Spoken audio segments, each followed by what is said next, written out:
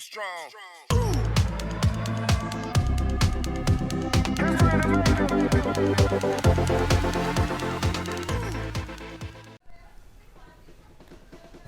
وسهلا صديقاتي الاحباء، معاكم هايدي مكرم من قناة دودو فور تريكو.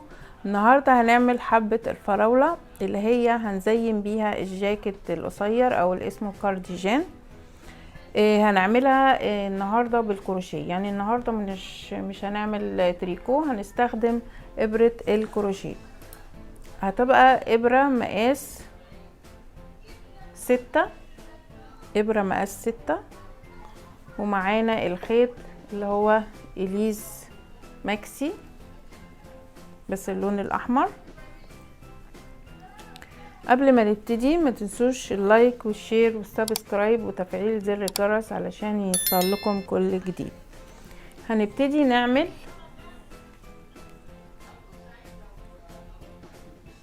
4 سلاسل.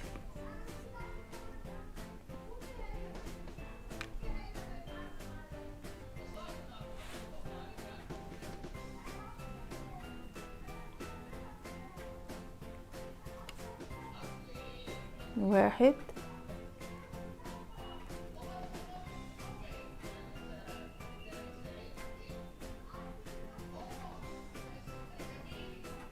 اتنين،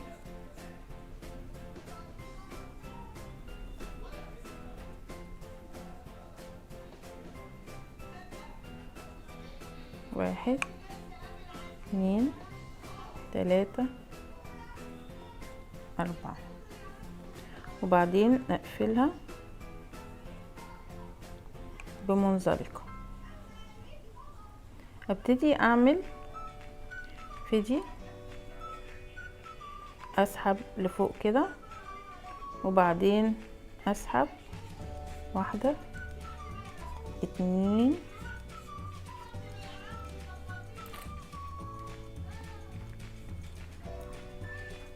3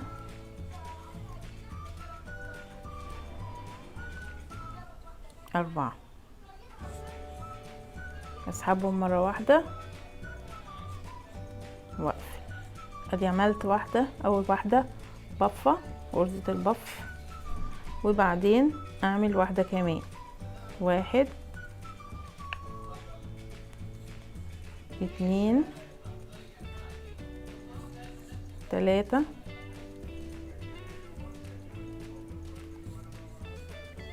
4، وبعدين اسحبهم مرة واحدة واقفل.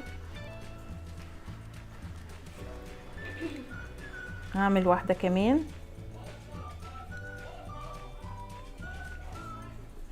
1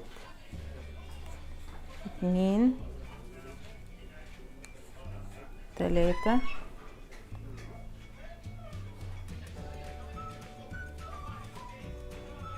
4، واسحبها واقفل. بكده عملنا 3 بفات.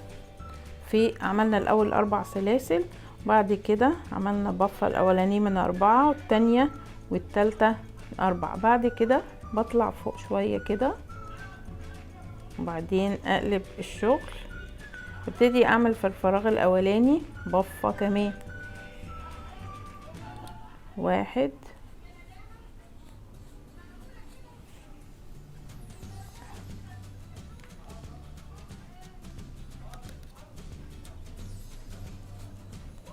2 3 4،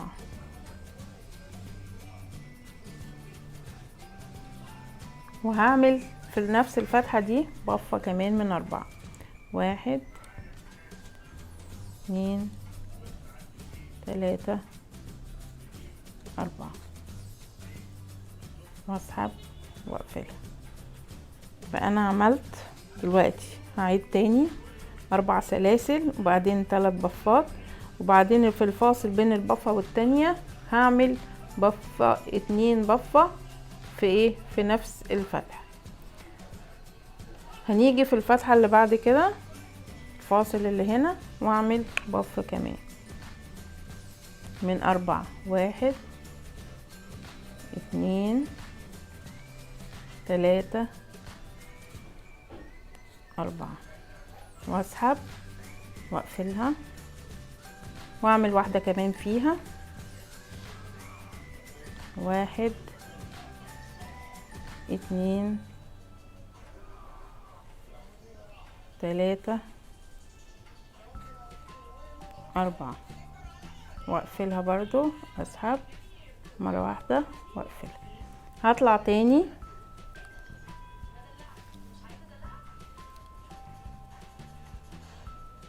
تاني كده لفوق شوية، بعدين اقلب الشغل. عندي هنا بين البفتين دول هعمل 2 كمان بفتين، يبقى هنا في تزايد في البفات. ادي 1 2 3 4 واسحب واقفل. اعمل واحدة كمان. 1 2 3 4. يبقى الفتحة دي انا عملت فيها بفتين، هيجي في النص هعمل فيها بفة واحدة بس.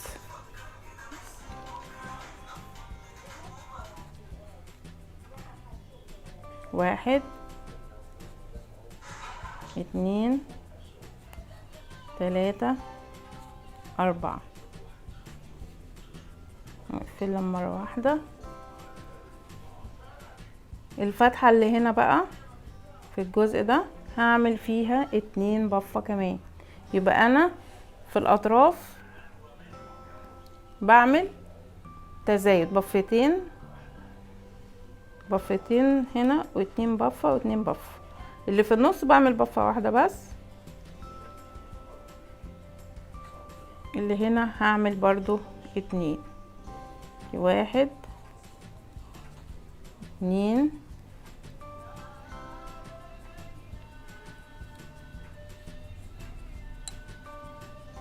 3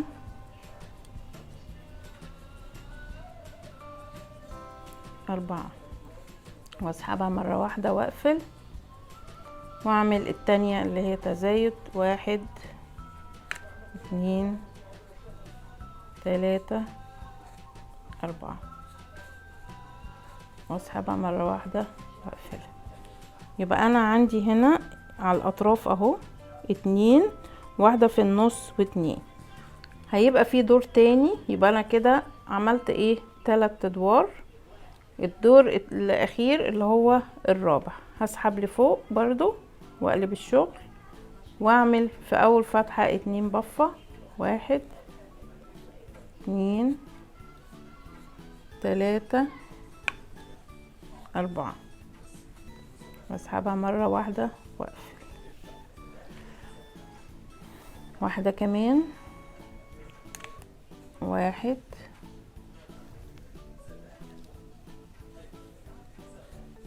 2 3 4 واسحبها مرة واحدة واقفلها. هاجي هنا في عندي فراغ هنا هعمل فيه بفة. 1 2 3 4 واسحبها مرة واحدة واقفلها. والبفة التانية برضو هنا واحدة. يبقى اتفقنا الاطراف بس اللي بنعمل فيها التزايد اللي هما الاتنين ده، وهنا تزايد ايه 2 برضو. اللي في النص كل فراغ بنحط فيه بفة واحدة بس. 1 2 3 4 نسحبها مرة واحدة ونقفلها. اتفقنا اللي على الطرف هنبقى فيه برضو 2 بفة. 1 2 3 4 نزود واحدة كمان بفر اخرانية، 1 2 3 4 كده. خلاص احنا كده ايه خلصنا كده، خلصنا الشغل باللون الاحمر. هنبتدي بقى ايه نقفل ونشوف هنشتغل ازاي بالاخضر عشان نعمل الشكل ده. كده هنعمله ازاي؟ احنا كده عملنا ادي 1 2 3 4 4 ادوار. هنقفل شغلنا 1 2 3 4، نقفل الشغل بتاعنا. طبعا الخيوط دي كلها ايه هننضفها بإبرة التنظيف. بعد كده هجيب اللون الاخضر بتاعي. انا الحقيقه ما لقيتش درجه اللون في التخين ده فالخيط السميك، مش ما لقيتش درجه اللي انا عايزاها، فجبت فتلتين تقريبا هيبقوا نفس السمك عشان كنت عايزه الدرجه دي. هعمل سلسله صغيره بنقطه بدايه، انا بعملها كده اهي، وبعدين هدخلها من هنا كده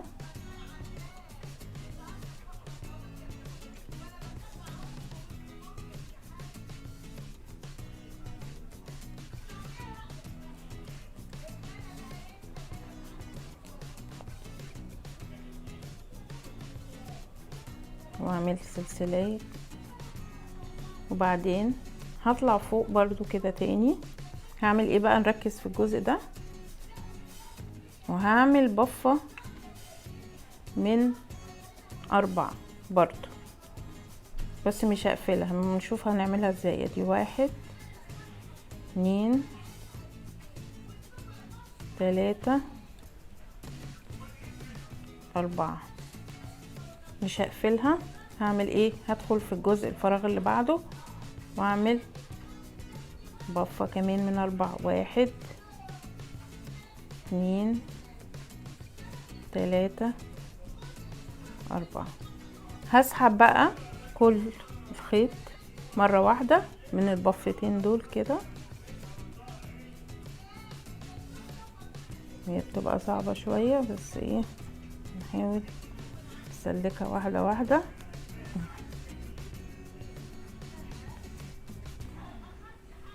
كده. ايه احنا قفلناهم مرة واحدة البفتين مع بعض.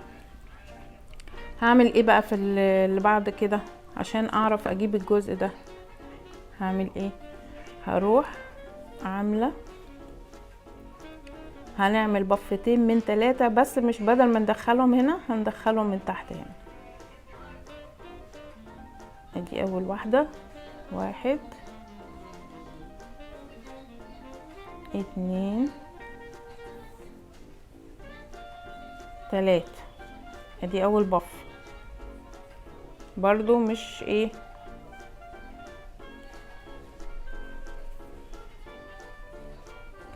دي الفتلة بتاعت البداية بس دخلت. مش هقفلها، هسيبها برضو كده. ونعمل في الايه في الجزء اللي تحته ده برضو بفة من 3. ادي 1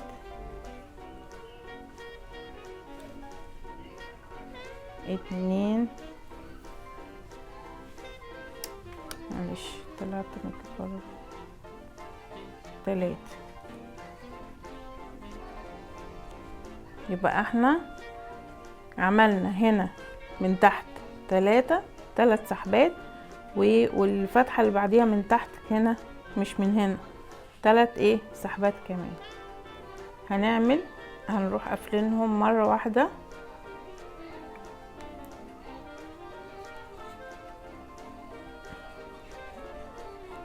كده. هيديني ايه الشكل ايه التفريعة بتاعت الفراولة. نقفلها كده. بعد كده الفراغين اللي باقيين هنعمل فيهم زي دول بفتين،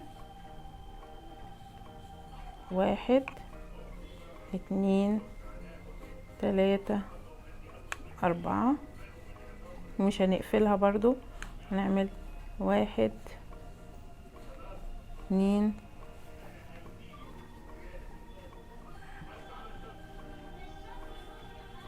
3 4 واسحبهم مرة واحدة.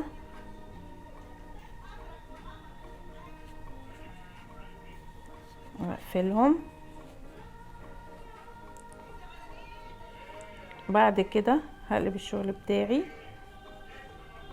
واعمل سلسلية واحدة واروح مدخلاها في اول واحدة هنا في السلسلية دي كده، واروح عاملاها منزلقة كده. وبعدين اقلب الشغل بتاعي، بدأت تظهر اهي الفراولية بتاعتي. هعمل 4 سلاسل، 2 3 4. هدخل في تاني واحدة، نعمل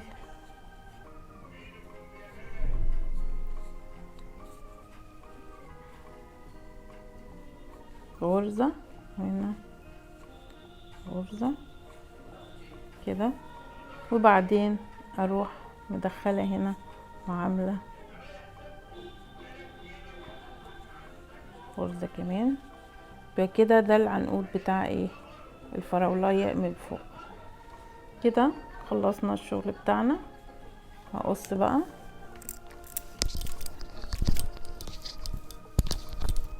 الخيط واقفلها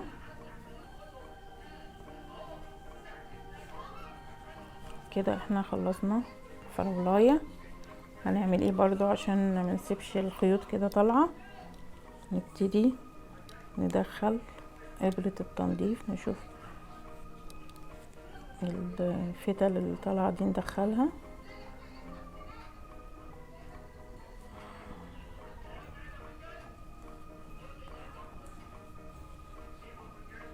وابتدي ادخلها من جوه كده عشان ما تبقاش باينه في الخيوط من جوه كده، من ناحيه طبعا اللي هي من جوه متبقاش من بره.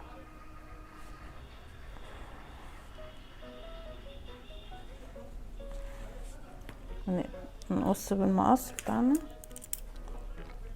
الخيوط الزياده دي برضو.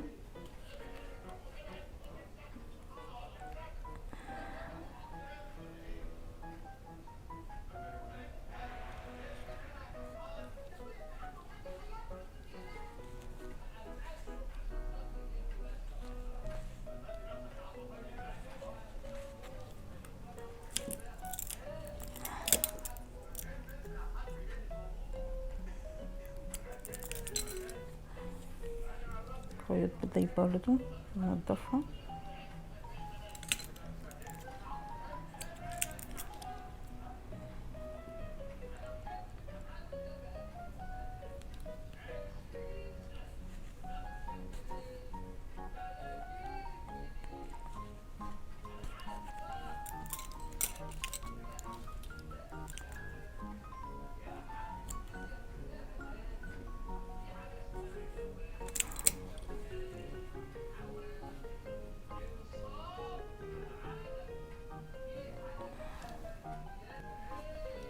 كده خلصنا الفراولايه بتاعتنا، بقت شكلها حلو جميل زي بقية الفراولات.